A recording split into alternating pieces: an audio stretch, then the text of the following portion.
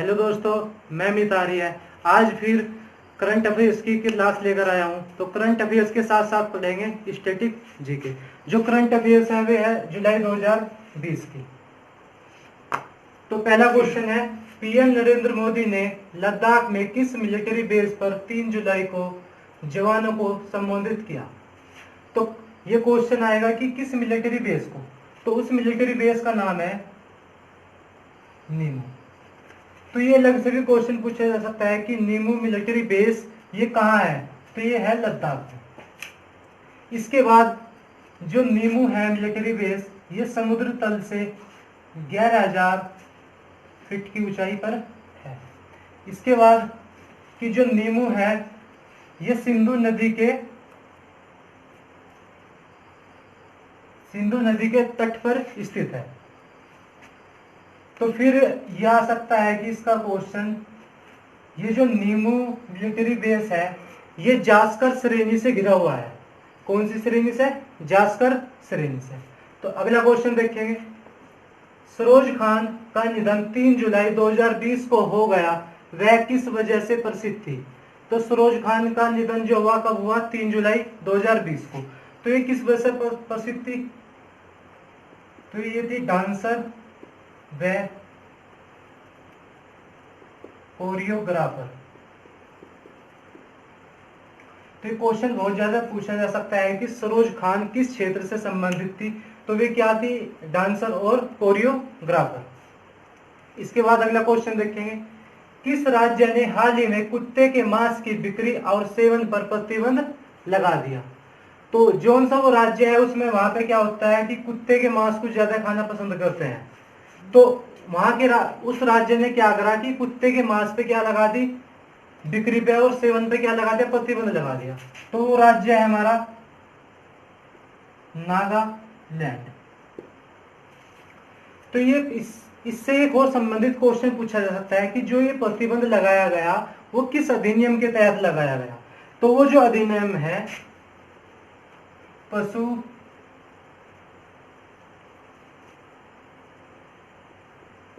क्रूरता निवारण अधिनियम 1960।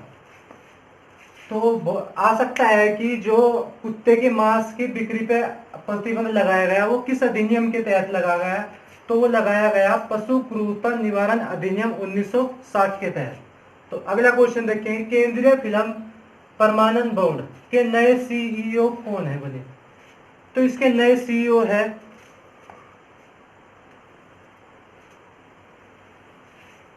रविंदर भाकर। को केंद्रीय फिल्म प्रमाणन बोर्ड के नए सीईओ कौन है? रविंदर भाकर।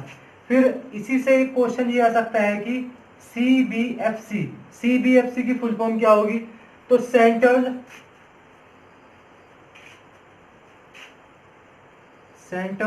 बी सा हो जाएगा बोर्ड ऑफ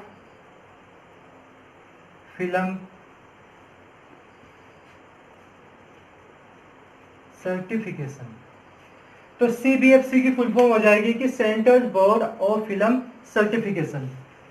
तो इसका क्वेश्चन फिर बन के आ सकता है कि सीबीएफसी की स्थापना कब हुई थी? तो सीबीएफसी की जो स्थापना हुई थी 15 जनवरी 1951। तो कब हुई थी? 15 जनवरी 1951। तो सीबीएफसी के नए सीईओ कौन है? रविंदर भाकर। और फिर इसी से क्वेश्चन आ सकता है कि इसके एमडी कौन है या इसके अध्यक्ष कौन है? तो इसके अध्यक्ष है प्रसून जोशी। कौन अध्यक्ष है इसके? प्रसून जोशी। तो जो ये है सीबीएफसी, इस बोर्ड का ये काम होता है कि अगर कोई भी फिल्म नहीं आई है तो उसको ये सर्टिफिकेट करता है कि ये पिक्चर सही है या गलत है। अगर गलत है तो उसका सर्टिफिकेशन नहीं देने की, अगर सही है तो उसका सर्टिफिकेशन मिल जाएगा। तो उसके बाद वो पिक्चर क्या होगा? रिलीज हो जाएगी।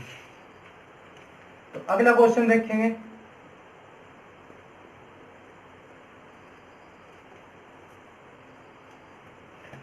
तो अगला क्वेश्चन है, विश्व खेल पत्रकार दिवस कब मनाया जाता है?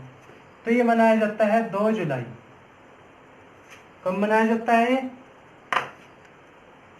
2 जुलाई। अगला क्वेश्चन देखें कि किस देश ने अपने नए जासूसी उपग्रह ओफेक 16 को अंतरिक्ष में स्थापित किया। तो ये क्वेश्चन आ सकता है कि ओफेक जो उपग्रह है 16 उसे किसने लॉन्च किया? तो वो लॉन्च किया इजराइल ने। किस देश ने किया? इजराइल देश ने।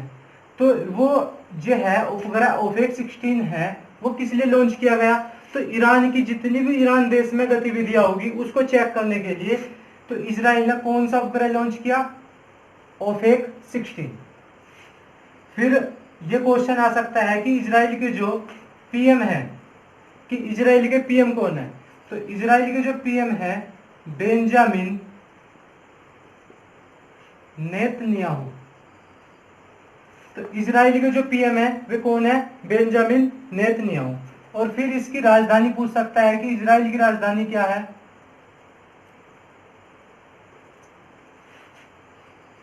यरूशलेम। तो इजराइल की राजधानी क्या है? यरूशलेम। तो अगला क्वेश्चन देखेंगे 100% घरों को गैस कनेक्शन देने वाला पहला राज्य कौन सा है?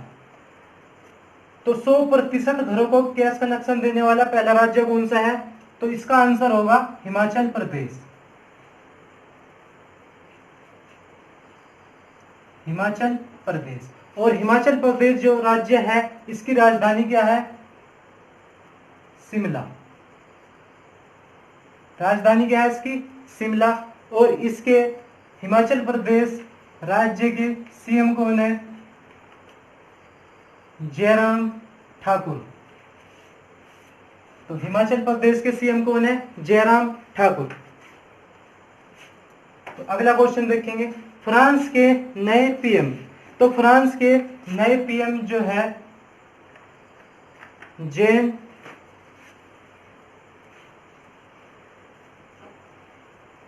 कैस्टेक्स। तो ये याद रखेंगे फ्रांस के नए पीएम कौन बने? अब जा जेन कैस्टेक्स। तो इससे जो पिछले पीएम थे जो जिनकी जगह पे ये बने तो उनका नाम क्या है?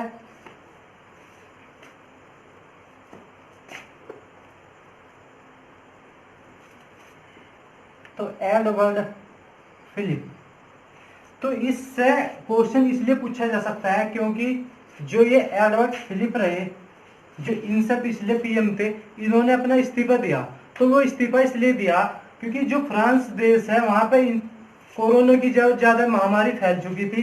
तो इन पे जो वहां की शासन व्यवस्था थी तो वो कंट्रोल पे नहीं हो पा रही थी। तो उस वजह से एडवर्ड फिलिप ने क्या करा? वहां पे अपना इस्तीफा दे दिया पीएम पद से। तो उसके बाद वहां के पीएम कौन बने? जेन कैस्टेक्स। तो फिर फ्रांस से एक क्वेश्चन बन के आ सकता है कि फ्रांस की राजधानी क्या है? तो फ्रांस की राजधानी है पेरिस। तो फ्रांस की राजधानी क्या है? पेरिस।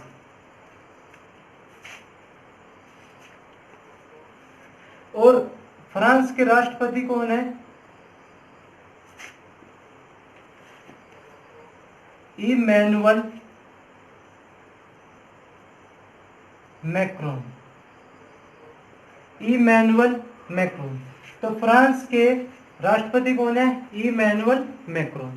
तो अगला क्वेश्चन देखेंगे पूर्व विधानसभा स्पीकर उपा राकम लोवा का निधन 1 जुलाई को हो गया। वे किस विधानसभा के स्पीकर थे? तो ये किस विधानसभा के स्पीकर थे? मिजोरम। मिजोरम विधानसभा। तो किस विधानसभा के स्पीकर थे? मिजोरम विधानसभा के स्पीकर थे। तो मिजोरम की राजधानी क्या है? मिजोरम की जो राजधानी है आइजोल। मिजोरम की राजधानी क्या है? आइजोल। और वहां के सीएम कौन है? जोरामथंगा। मिजोरम के सीएम कौन है? जोरामथंगा। और वहां के राज्यपाल मिजोरम के राज्यपाल पीएस श्रीधरन पिल्लाई। ठीक है, तो यहां देख लेंगे दोबारा। तो वे जो स्पीकर थे उपाराकम लोआ, तो वे किस विधानसभा से थे? मिजोरम विधानसभा के स्पीकर थे। राजधानी क्या है मिजोरम की? आइजोल। और सीएम कौन है वहां के? जोरामथंगा। और राज्यपाल कौन है वहां के? पीएम, वो पीएस श्रीधरन पिल्लाई। तो अगला क्वेश्चन देखेंगे, आरबीआई के किस पूर्व गवर्नर ने our draft saving the Indian saver नामक बुक लिखी? तो इस पुस्तक के जो लेखक है वे है उर्जित पटेल। कौन है? उर्जित पटेल, जो आरबीआई के क्या है? पूर्व गवर्नर है। तो ये कौन से नंबर के गवर्नर थे? 24वें। तो आरबीआई के 24वें नंबर के गवर्नर थे। तो स्टैटिक जीके में पूछ सकता है कि आरबीआई के 24वें गवर्नर कौन थे? तो कौन थे? उर्जित पटेल। और वर्तमान में कौन है? वर्तमान में आरबीआई के गवर्नर, आरबीआई गवर्नर है शक्तिकांत दास। शक्तिकांत दास जो कि है 25वें नंबर के। तो जो वर्तमान में आरबीआई गवर्नर है कौन है? शक्तिकांत दास। और कौन से नंबर के है वे? 25वें नंबर के।